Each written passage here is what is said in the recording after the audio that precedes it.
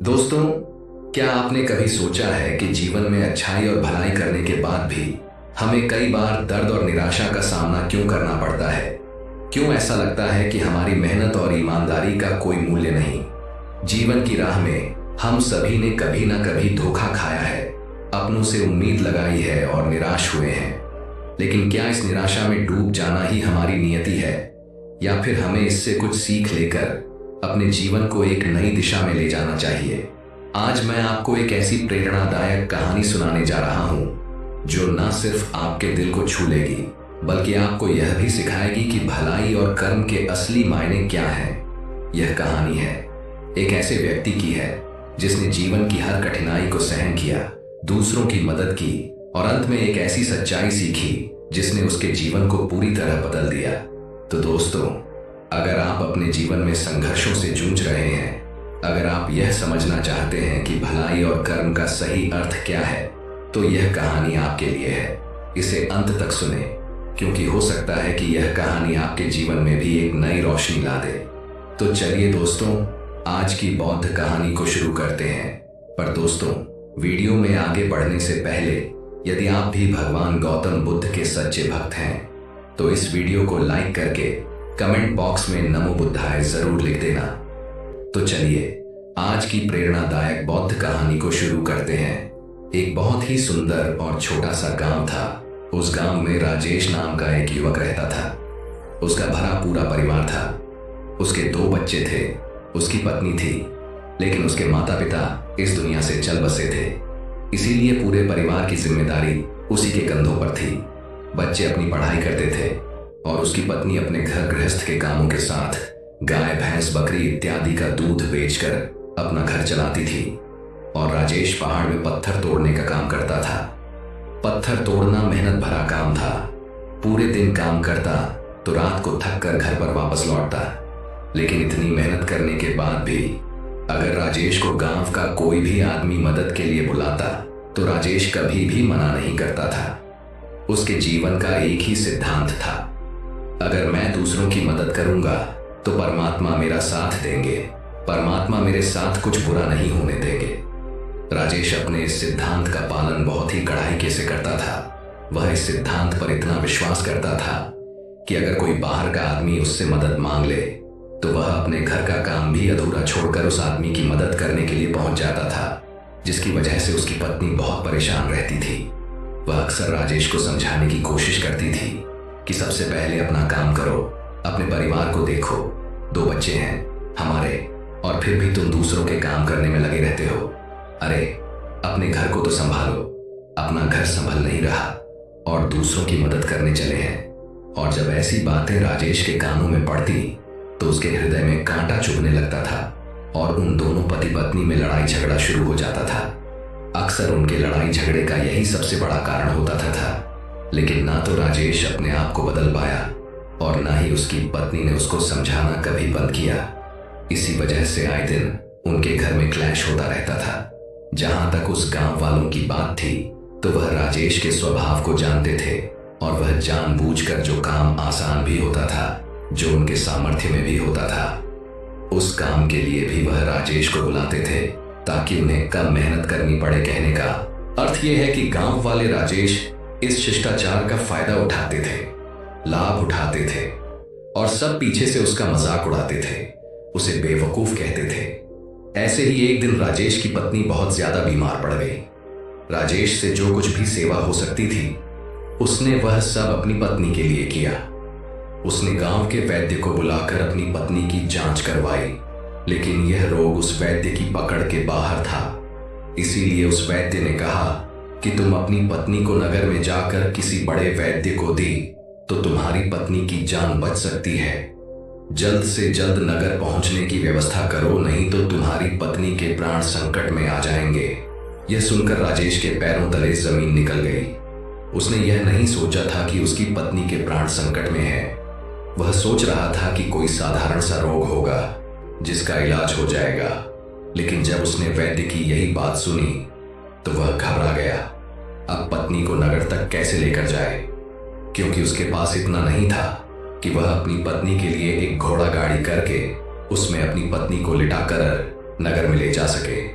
उसकी पत्नी की हालत बिल्कुल चलने की भी नहीं थी, इसलिए उसे नगर पहुंचाने के लिए किसी घोड़ा गाड़ी की जरूरत थी। संयोग से उसके मित्र के पास घोड़ा गाड़ी थी।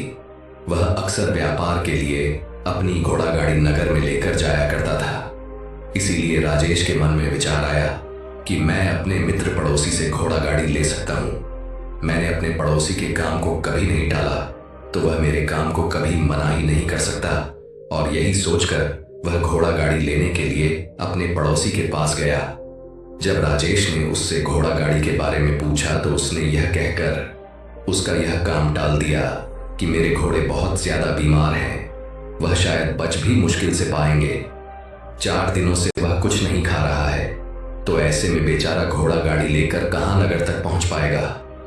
हाँ, अगर तुम कुछ धन की व्यवस्था कर सकते हो तो मैं अपने एक मित्र की घोड़ा गाड़ी तुम्हारे लिए मंगवा सकता हूं। यह सुनकर राजेश परेशान और चिंतित हो गया, क्योंकि उसके पास धन तो था ही नहीं। इसका मतलब उसकी पत्नी बड़े नगर में वैद्य के पास इलाज के लिए पहुंच ही नहीं पाएगी। उलझन भरे हुए विचार लिए जब राजेश वापस आ रहा था तो उसने एक दिल दहला देने वाला दृश्य देखा। उसने देखा कि घोड़ा बीमार था और कुछ खा भी नहीं रहा था। वहीं घोड़े को गांव का ही एक युवक अस्तबल से खोलकर बाहर ला रहा था और गाड़ी में उसको जोत रहा था। यह देखकर पहले तो राजेश को कुछ समझ में नहीं आया। उसके बाद जब राजेश ने उस युवक से पूछा तो उसने बताया कि घोड़ा गाड़ी उसे किराए पर दी गई है। यह सुनकर राजेश का दिल टूट गया। उसने कभी सपने में भी नहीं सोचा कि उसका सबसे अच्छा मित्र ऐसा कुछ करेगा। फिर राजेश दुखी मन से घर लौट जाता है और गांव के ही एक सेठ के पास जाकर कुछ धन उधार लेकर घोड़ा गाड़ी मंगवा लेता है, जिसके बाद वह अपनी पत्नी को वैद्य के पास नगर में ले जाता है। जब उसकी पत्नी का इलाज चल रहा था तो राजेश यही सोच रहा था कि एक वह दिन था जब मैं अपने पड़ोसी के पास उसके लिए बैठा रहता था, उसकी देख रेख की थी, उसकी सेवा की थी। इतने दिनों तक मैं अपने पड़ोसी की देख रेख किया। कैसा दुर्भाग्य है जिसके लिए मैंने इतना कुछ किया। उसने एक घोड़ा गाड़ी देने से मुझे मना कर दिया, और वह भी तब जब मेरी पत्नी जिंदगी और मौत के साथ खेल रही थी। कुछ देर बाद वैद्य बाहर आकर राजीव को एक बहुत बुरी खबर देता है। वैद्य राजेश को बताते हैं कि उसकी पत्नी को एक ऐसा रोग हो चुका है और जिसका कोई भी इलाज नहीं है। उसके पास कुछ समय ही शेष बचा है। यह सुनकर राजेश दुखी होकर वहीं जमीन पर बैठ गया। उसकी पूरी दुनिया उजड़ने वाली थी और उसे कोई रास्ता नजर नहीं आ रहा था। कुछ समय बाद उसकी पत्नी चल बसी और अब दोनों बच्चों की जिम्मेदारी उसके कंधों पर आ गई थी। लेकिन यहाँ पर राजेश के सारे सिद्धांत टूट चुके थे, उसके सारे भ्रम खत्म हो चुके थे। अब उसके दिमाग में एक ही बात थी कि अच्छा, कर्म करने से परमात्मा साथ नहीं देता, बल्कि बुरे लोग फलते फूलते हैं, और इस बात का मैं सबसे बड़ा गवाह हूं। ये विचार अक्सर उसके दिमाग में चलते रहते थे और इसी वजह से उसका मन धीरे धीरे सन्यासी हो गया। वह देश दुनिया से दूर हट गया और एक दिन ऐसा भी आया जब वह अपने बच्चों को अपने रिश्तेदारों के पास छोड़कर इस देश दुनिया को त्याग कर एक सन्यासी बनने के लिए घर से निकल पड़ा। उसने गांव में किसी को कुछ नहीं बताया। किसी को नहीं पता था कि राजेश अचानक कहां गायब हो गया। सन्यासी की दीक्षा लेने के लिए वह एक महात्मा के पास पहुंचता है। महात्मा उस समय ध्यान में बैठे हुए थे। ध्यान से बाहर आने के बाद वह बड़े ध्यान से राजेश के चेहरे को देखते हैं और उससे सन्यासी बनने का कारण पूछते हैं। इस पर राजेश उन्हें अपनी पूरी आपबीती सुना देता है और कहता है, हे गुरुदेव, इस दुनिया से मुझे कुछ भी हासिल नहीं हुआ। मेरा मन इस दुनिया से विरक्त हो चुका है। जब अपने दोस्तों ने ही मेरा साथ नहीं दिया तो इस दुनिया में रहने का क्या मतलब है, और इसी वजह से मैं सन्यासी बनना चाहता हूं। यह सुनने के बाद महात्मा ने उपदेश देना शुरू किया। उन्होंने कहा, हे वत्स, याद रखना, जीवन से विरक्त होकर सन्यासी बनना तुम्हें परम सुख तक कभी नहीं पहुंचा सकता, परम आनंद तक कभी नहीं पहुंचा सकता। तुम दुनिया से अपने मन पर एक बोझ लेकर विरक्त हुए हो। तुम दुनिया से परमात्मा की खोज करने के लिए विरक्त नहीं हुए हो। इस भ्रम में कभी मत रहना तुम संसार से विरक्त हुए हो, क्योंकि संसार ने तुम्हें धोखा दिया है, ऐसा तुम्हें लगता है। इसीलिए तुम परमात्मा पर कभी विश्वास नहीं कर पाओगे और ना ही उन पर अपनी पूर्ण आस्था बना पाओगे। इसीलिए सन्यासी होने का भी तुम पूरा लाभ कभी नहीं उठा पाओगे। सन्यासी होने का लाभ तब मिलता है जब हमारी प्रभु में परमेश्वर परमात्मा में पूर्ण आस्था बन जाती है।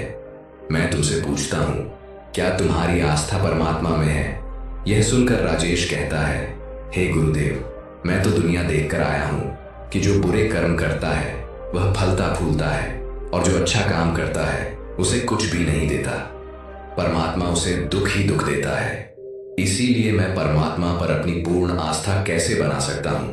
यह सुनकर महात्मा ने कहा कि यही तो मैं तुम्हें समझाना चाहता हूं कि तुम पूरी ऊर्जा अपनी सन्यासी जीवन में लगाओ और उसके बाद भी तुम्हें फल प्राप्त ना हो तो तुम्हें कैसा लगेगा। इसीलिए किसी की भी मदद करने के लिए मैं 5 सिद्धांत तुम्हें बताता हूं।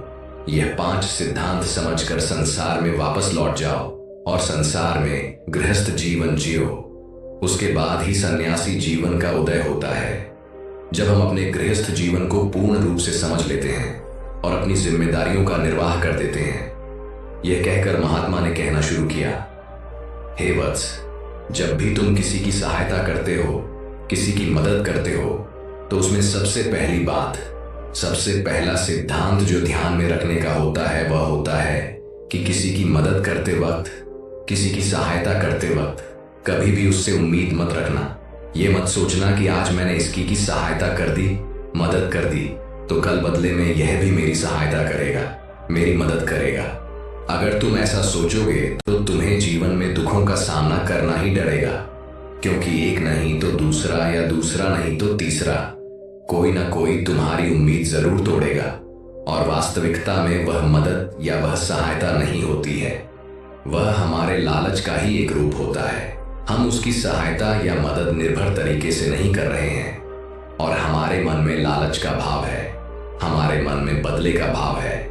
हम ये सोचकर मदद करते हैं कि इसकी मदद कर देता हूं तो कल यह मेरा भी मदद करेगा। और यही लालच हमें अक्सर उन लोगों की मदद करने पर विवश करता है जो किसी न किसी रूप में धनवान होते हैं, क्योंकि हमें लगता है कि कल यह आदमी धन के द्वारा ही मदद कर सकता है।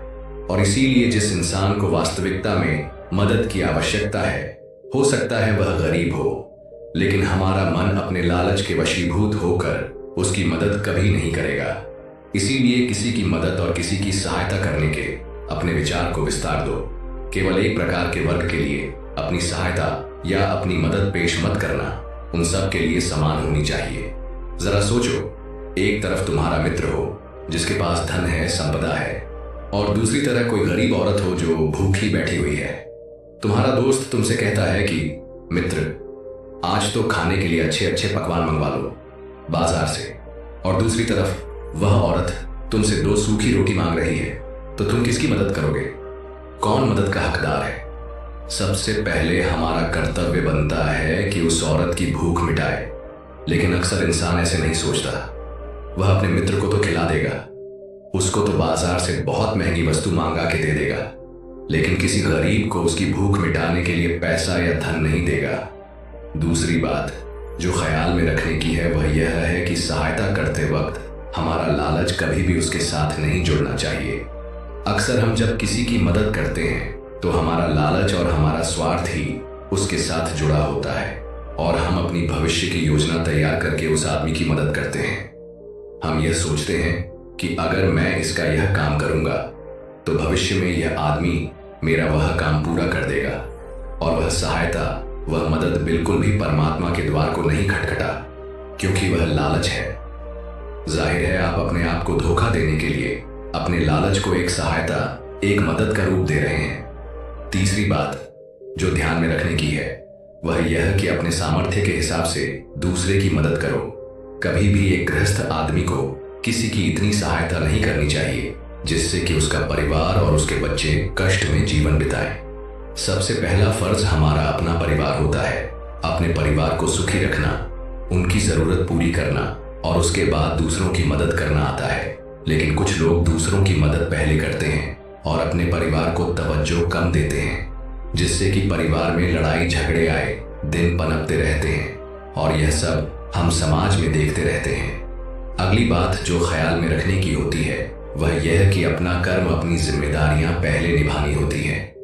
हम अपना कर्म, अपना काम छोड़कर पहले दूसरों की मदद करने के लिए चले जाते हैं। और जब दूसरा बदले में हमारी मदद नहीं करता तो हमारा दिल दुखी हो जाता है। हम सोचते हैं कि मैंने तो अपना काम छोड़कर उस आदमी की मदद की थी और वह आदमी मेरी मदद ही नहीं कर रहा है। इसीलिए अपना कर्म सर्वोपरि है, अपना कर्म सबसे ऊपर है, क्योंकि वही काम करने के लिए इस दुनिया में हमारा जन्म हुआ है। और सबसे आखिर में जो बात समझने की है वह यह कि परमात्मा की मर्जी से ही सब कुछ होता है। हमारा कर्तव्य है अपने कर्म को करते जाना। करनी धरनी तो ऊपर वाले के हाथ में है, इसीलिए जो कुछ भी होता है सब ऊपर वाले पर छोड़ दो। अगर तुम्हें कोई धोखा भी देता है तो यह समझ के चलो कि वह सब ऊपर वाले की करनी होती है। आप तो एक माध्यम हो करवाने वाला, तो वो है, उसके सामने किसकी मर्जी चली है।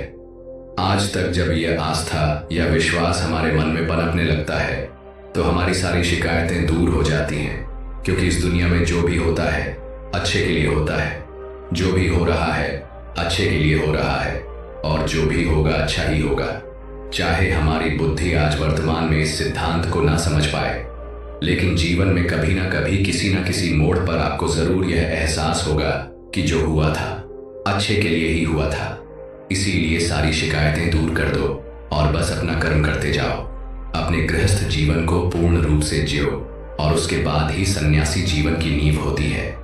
इसके बाद महात्मा ने राजेश को कहा, हे वत्स, वापस अपने गांव लौट जाओ, अपने बच्चों को वापस लेकर आओ, उनका अच्छे से पालन पोषण करो। यह सुनकर राजेश अपने बच्चों के साथ अपने गांव में वापस लौट आया।